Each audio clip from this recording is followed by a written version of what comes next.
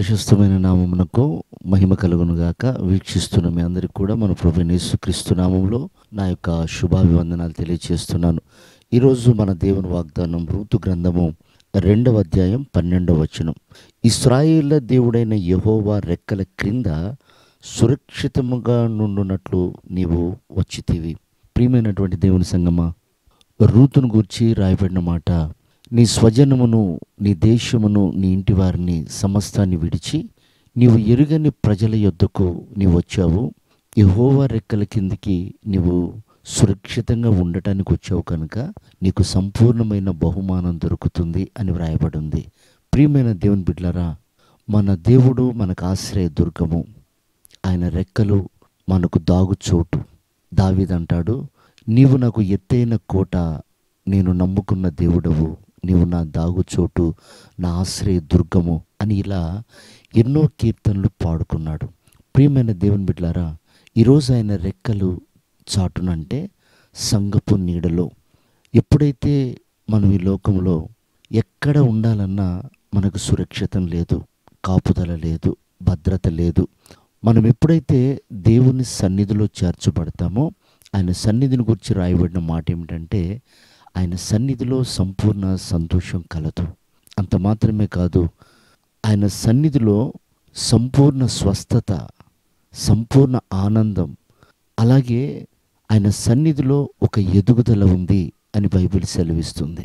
కనుక ప్రియమైన వారలారా, దేవుని సన్నిధిలోనే మన భవిష్యత్తు ఆధారపడి ఉంది. ఎందుకంటే దావీదు మహారాజు రాస్తాడు, నీవు తల్లి గర్భంలో పిండమై ఉన్నప్పుడే, నీది ఒక్క దినమైనా గడవక మునిపే నీ దినములన్నీ గ్రంథములో లిఖితమాయను అని ఉన్నాయి. ఆయన మన భవిష్యత్తును రాసిపెట్టాడు. రాసిన దేవుడు మనకు తెలియచేయాలంటే మనం ఆయన సన్నిధికి వెళ్ళాలి. అప్పుడే ఆయన మనతో మాట్లాడతాడు. చూడండి, సమూయేలు గురించి దేవుడు ఆయన గ్రంథంలో రాసిపెట్టాడు.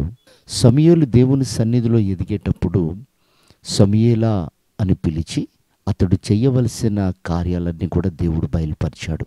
దావీదు ఎప్పుడైతే దేవుని సన్నిధిని కనపరచడం ప్రారంభించాడో, నా భవిష్యత్ అంతా కూడా దేవుని సన్నిధిలోనే ఉంది అని గ్రహించి, నేనైతే నా దేవుని సన్నిధిలో పచ్చని ఒలివ మొక్క వలె, చెట్టు వలె ఉన్నాను అన్నాడు.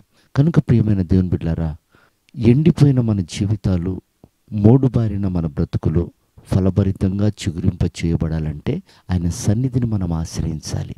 ఆయన సన్నిధిలో సమస్తము మనకు సమృద్ధిగా దొరుకుతాయి. కనుక ఈ కడవరి దినాల్లో లోకము, దాని ఆశలు గతించిపోయే దినాలు ఆసన్నమయ్యాయి.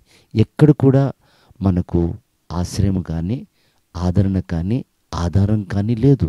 మనం దేవుని సన్నిధిలో వర్ధిల్లినప్పుడు సమస్తము చూసుకునే దేవుని రెక్కలు మనల్ని కాపాడతాయి, భద్రపరుస్తాయి. కనుక ప్రియ దేవుని బిడ్డలారా, ఈ కడవరి దినాల్లో అమితంగా ఆయన సన్నిధిని ప్రేమించి ఘనపరిచి, ఆయన సన్నిధిలో దొరుకుతున్న ఆ ఆహారాన్ని బట్టి బలపరచబడి ఆయన రాకడకు సిద్ధపడదాం. ప్రభువటి కృప మనందరికీ దయచేయను గాక. ఆమేన్.